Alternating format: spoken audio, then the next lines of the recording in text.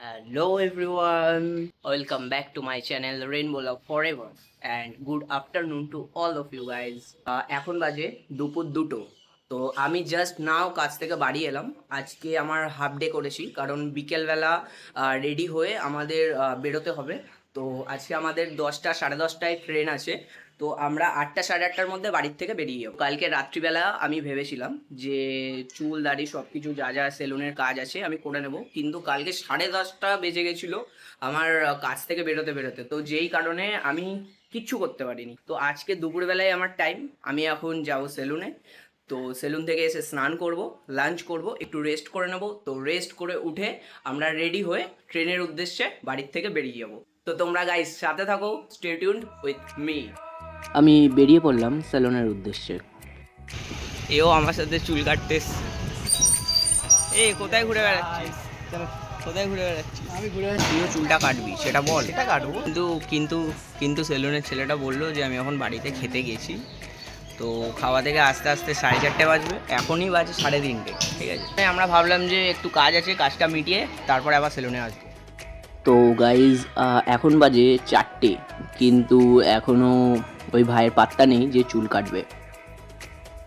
তো এই যে স্যার 4:15 নাগাদ ঢুকলো, ঢুকে এখন আমি জাস্ট বসলাম চুল কাটতে।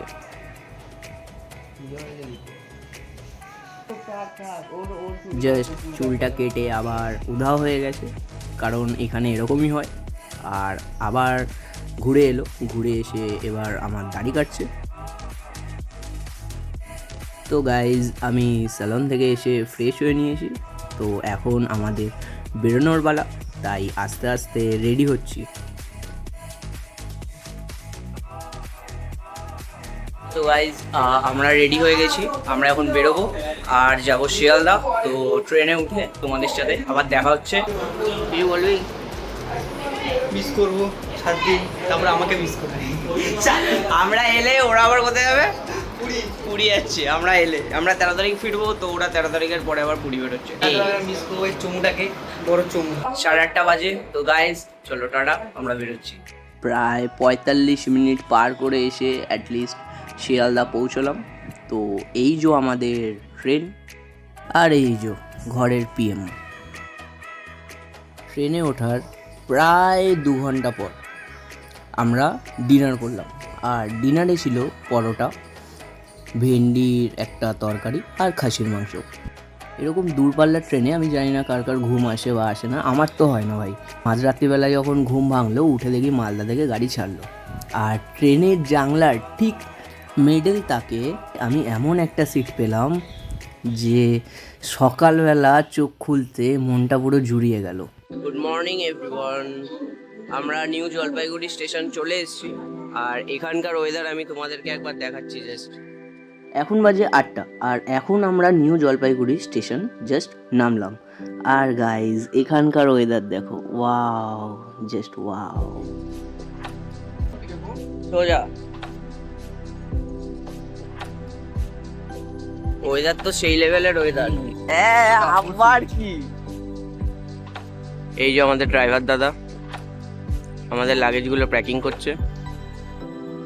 চলো, তো এরপর আমরা বেরিয়ে যাব। প্রায় 1 ঘন্টা ঘোরাঘুরি করার পরে এখন বাজে 9:20। একটু চা খেলাম, একটু বসলাম, একটু টাইম পাস করলাম, তারপর আমরা জলপাইগুড়ি স্টেশন থেকে বেরিয়ে পড়লাম।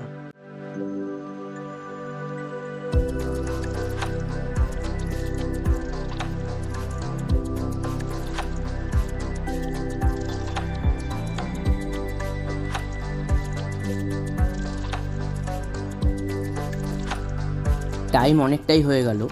তো সকালবেলা চা খাওয়ার পরে আর আমাদের কোনো রকম ব্রেকফাস্ট করা হয়নি। তো এখন আমরা করব ব্রেকফাস্ট। মেনুতে অনেক কিছুই ছিল, বাট পুরি সবজি নিল ওরা, আর আমি নিলাম একটা ডিম টোস্ট, একটা ব্ল্যাক কফি।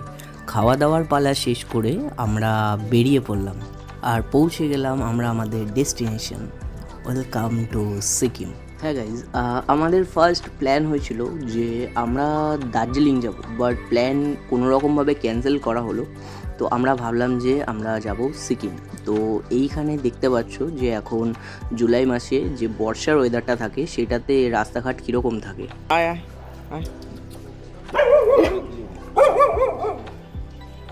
ফাইনালি গাইজ এখন বাজে 3:30।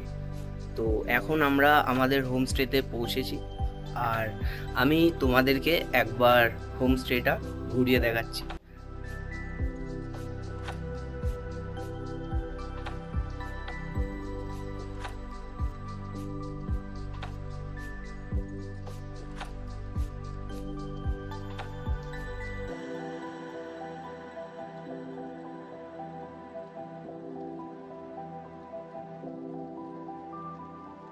নিজের চোখ থেকে যেটা দেখে উপলব্ধি করা যায় সেটা ক্যামেরায় আবদ্ধ হয় না, এটা একদম সত্যি কথা। তোমরা দেখতে পাচ্ছ যে এখানে কতটা মেঘ আছে। আর আমরা আমাদের ফার্স্ট হোমস্টেতে যে রুমে ছিলাম সেই রুম থেকে তোমাদেরকে আমি ভিউটা দেখাচ্ছি।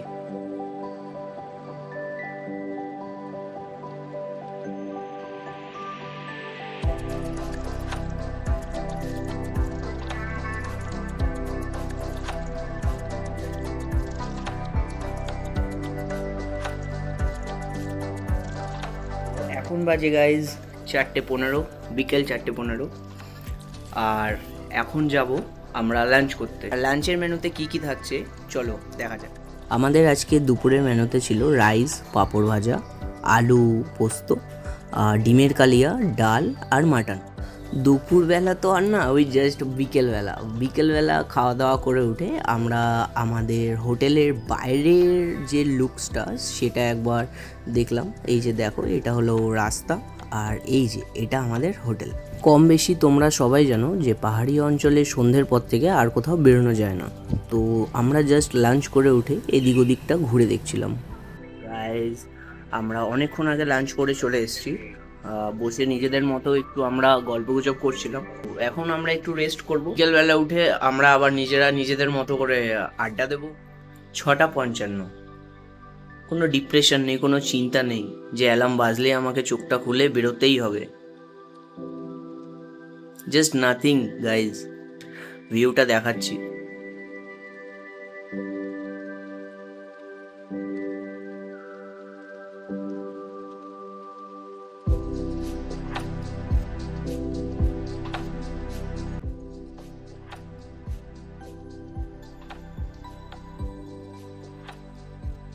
তিন চার দিন কি 5 দিনের জন্য প্রচণ্ড পরিমাণে মানসিক একটা শান্তি, জাস্ট রিল্যাক্স।